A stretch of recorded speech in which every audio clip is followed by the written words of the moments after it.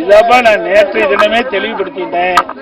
ஊடகத்தின் வெளியாக, பத்திரிகையின் வெளியாக நான் தெரிவித்த செய்தி முழுவதும் பத்திரிகையில், ஊடகத்தில் வந்துவிட்டது.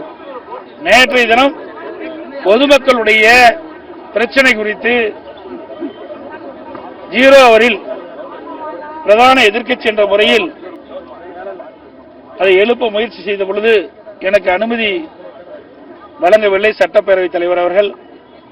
குறிப்பா உசிலம்பட்டியில் ஒரு காவலர் அடித்து கொலை செய்யப்பட்ட சம்பவம், மற்றொன்று சிவகங்கையில் பயிற்சி மருத்துவர் கடத்தப்பட்ட சம்பவத்தை குறித்து 0 அவரில் அரசுடைய கவனத்திற்கு கொண்டு வர வேண்டும் என்பதற்காக நாங்கள் அனுமதி கேட்டோம். அது அனுமதி மறுக்கப்பட்டு திட்டமிட்டு எங்களை வெளியேற்றியிருக்கின்றார்கள்.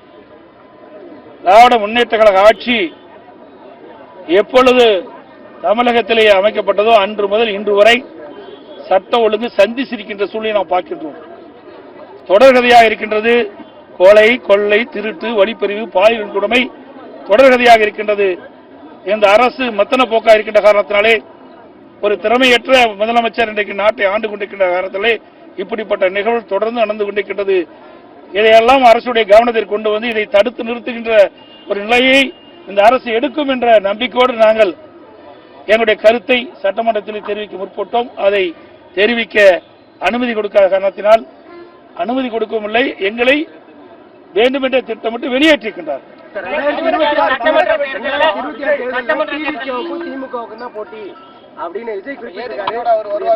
அவருடைய கருத்து சொல்றாரு.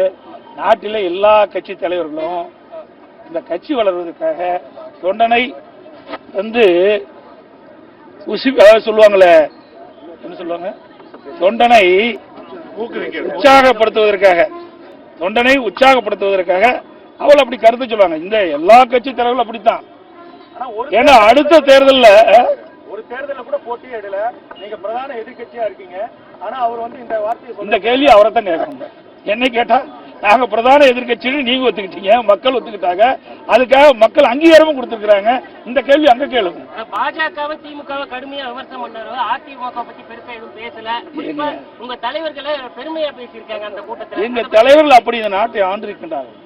இன்றைக்கு எதிர்கட்சியில் இருக்கின்றவர்கள் கூட சரி, புதிய கட்சி தொடங்குகின்றவர்கள் சரி, எப்படி நடக்க வேண்டும் என்பதற்கு எடுத்துக்காட்டாக விளங்கிய தலைவர்கள் பொன்மனச்செம்மல் புரட்சித் தலைவர் எம்ஜிஆர், இதையும் புரட்சித் தலைவர் எம். அதனால அவர் கோடிட்டு காட்டுறாங்க.